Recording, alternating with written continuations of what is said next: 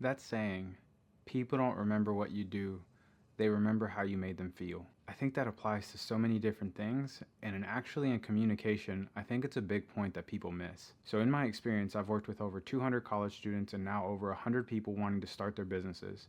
There's one thing that a lot of people miss about our communication, and it goes along the same lines. It's not what you do, it's how you make people feel.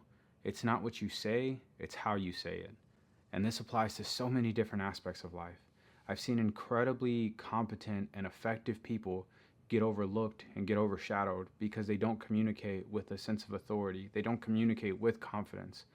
And maybe parts of people's upbringings and backgrounds determine a lot of the way that they are expected to communicate in the world.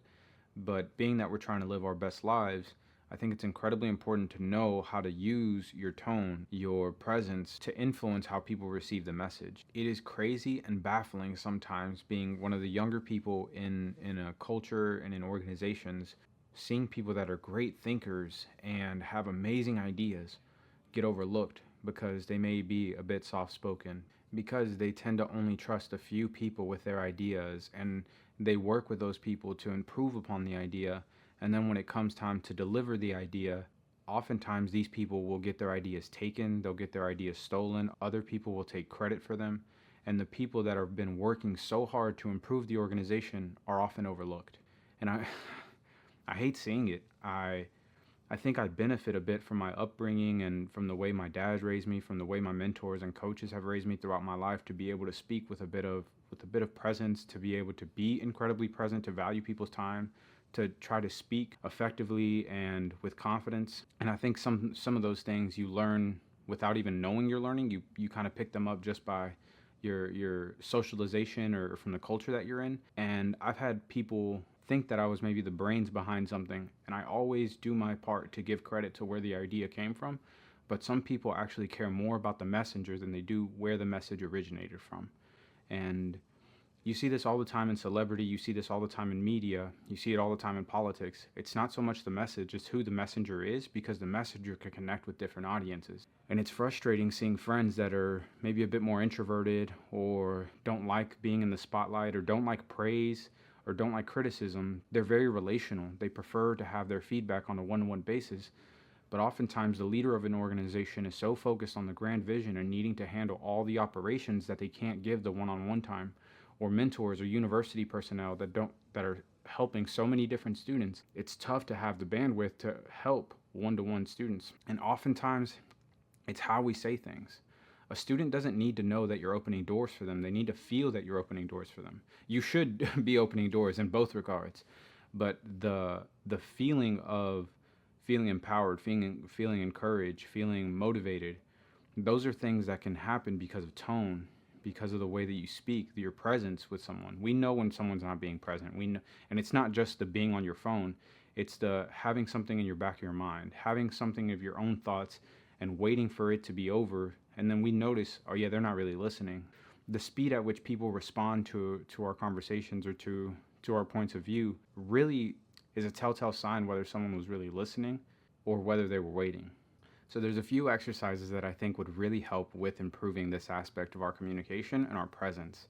And it's going to sound a bit ridiculous, but I think it's helpful again to remain playful and to be able to develop a sense of being able to laugh at yourself.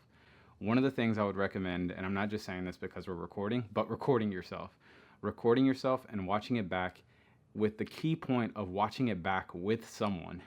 It is the cringiest thing. It is the most uncomfortable thing. It's so awkward. We feel horrible showing it to anyone. There are so many things that we're going to nitpick, and all those things are data points. All those things are insight because we're seeing ourselves communicate, and for some of us, communicate ineffectively for the first time in the eyes of someone else. We're seeing it how other people see it, and it's incredibly eye-opening.